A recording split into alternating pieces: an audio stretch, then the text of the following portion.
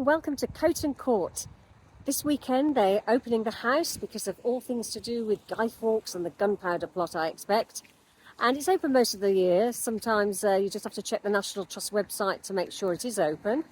And it's all to do with the Throckmorton family, the owners that have gone back over the centuries.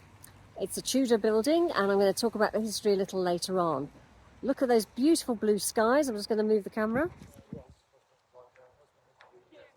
Yesterday was awful. The remnants of Storm Ciarán. In fact, at our house, there's a pine tree near our house, and it fell, and one of the branches hit one of our cars, dented it quite badly. So, just shows you the calm after the storm today.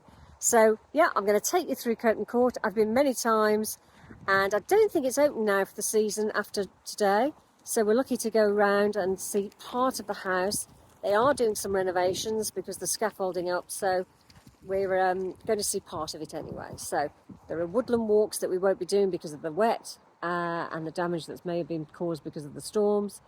But no, it's a nice place to visit, and in the summer and the spring you can see all the beautiful woodland walks another time. So I shall leave you for now and explain a little bit of the history a little later on.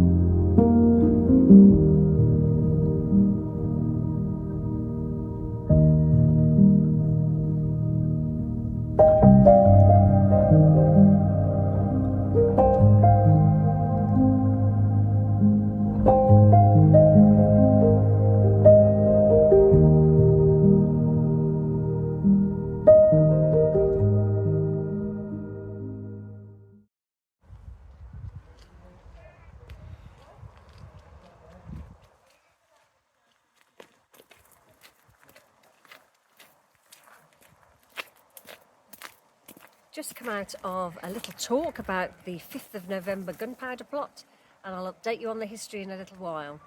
And today is the 5th of November. Remember the 5th of November. The Gunpowder plot of 1605 was the climax of a series of Roman Catholic conspiracies against the Anglican Church and the established Protestant monarchy. The 13 men behind the plot were all devout Roman Catholics and wanted to practice their faith openly. Religious intolerance and persecution had increased since Henry VIII broke away from the Roman Catholic Church in 1533. A year later, Henry had declared himself head of the English Church. This was to have violent repercussions. Through Henry VIII's children, the monarchy swung violently between Protestant and Roman Catholic, each coming to fear the other's rise to power. Harsh laws were created in the name of the monarch's safety. On the death of the Protestant Elizabeth I, the Roman Catholics of England had high hopes of the new king, James I.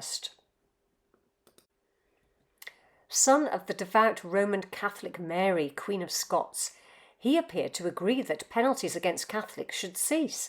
However, after a short relaxed period, under pressure from the Privy Council, the laws were reintroduced with a new severity. The apparent cruelty and injustice of this act is what appears to have prompted a new generation to violent action. The considerable risks and sacrifices involved seemed worth it, as they wished to be able to practice openly what they believed to be the true religion, and in so doing, save their immortal souls.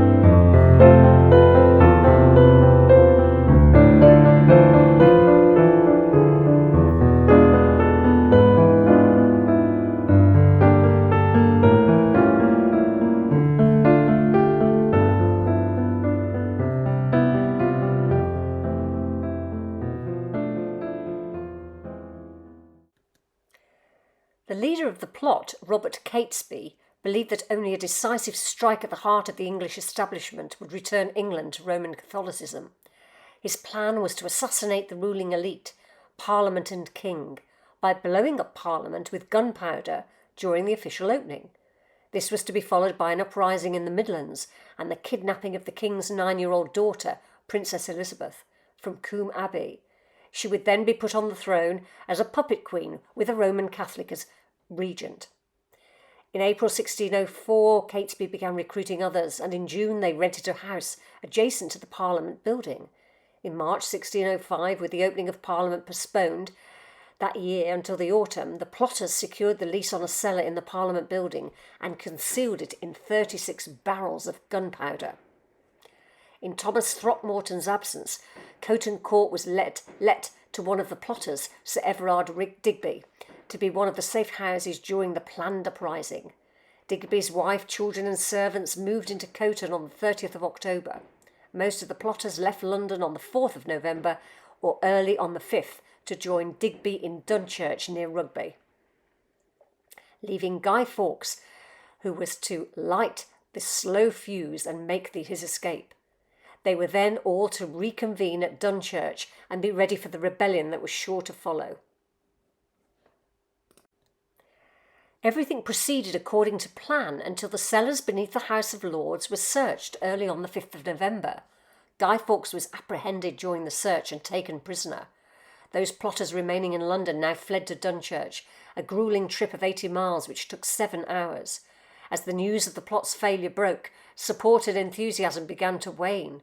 Nevertheless, Catesby persuaded many of the plotters that all was not lost. Their backup plan may have been to reach Wales, collecting arms and support en route, to seek help from the strong Welsh Roman Catholics. Early on the 6th of November, Bates left the group and rode up to Coughton Court, where he delivered his terrible news to Lady Digby, Fathers Garnet and Tesimond, and Nicholas Owen. Bates soon rejoined the other plotters, and by the time they reached Holbeach House, all must have been tired from the journey along roads made barely passable by continuous rain. All the way, the number of supporters had steadily diminished, and during the 16 hours it took to travel the 30 miles from Huddington to Holbeach House, hardly any Roman Catholics had come to their aid. They arrived exhausted at Holbeach House late on the 7th, but while attempting to dry gunpowder in front of a fire, a stray ember ignited it and caused it to explode, injuring and blinding some of the plotters. The noise alerted the Sheriff of Worcester and his men, and a shootout ensued. This proved the plotters' last stand, as 4 were killed and the rest captured or later hunted down. Had the gunpowder plot succeeded, the plotters would have needed to pull off an armed rebellion following the destruction of the Houses of Parliament and the death of King James I to successfully seize power. In the plot's immediate aftermath, when it was believed that Parliament had actually been blown up, they only managed to recruit a small band of followers in the Midlands. It is likely that most English Catholics, who of course had been unaware of the plot, would have been appalled at such an atrocity and would have wished to distance themselves from it, partly, perhaps, for their own safety. Had the plot succeeded, but the rebellion failed, Charles I would have become king as a young child.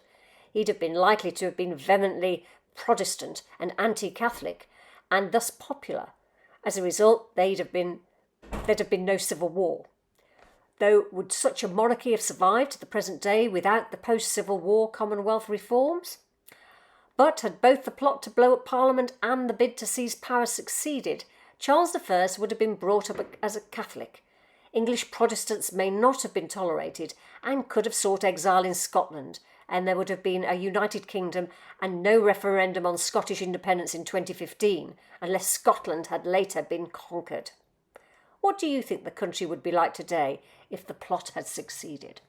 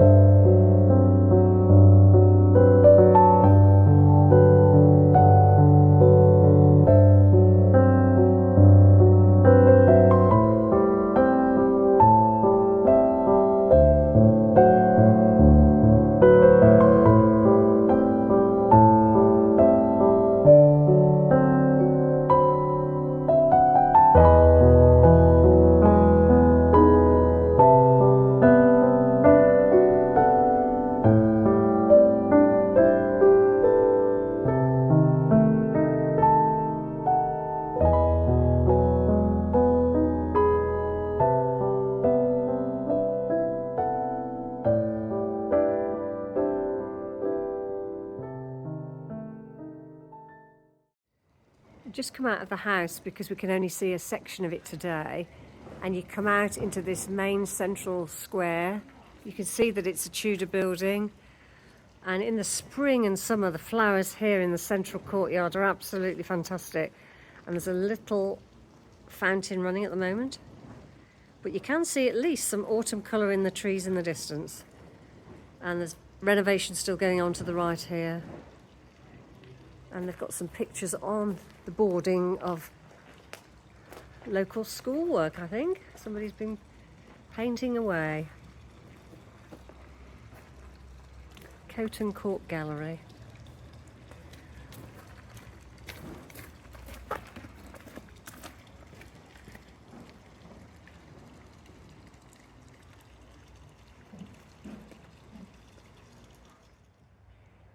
I love it when you can see buildings that would have had windows in previously, bricked up for whatever reason, I'm not sure. 2 arches there.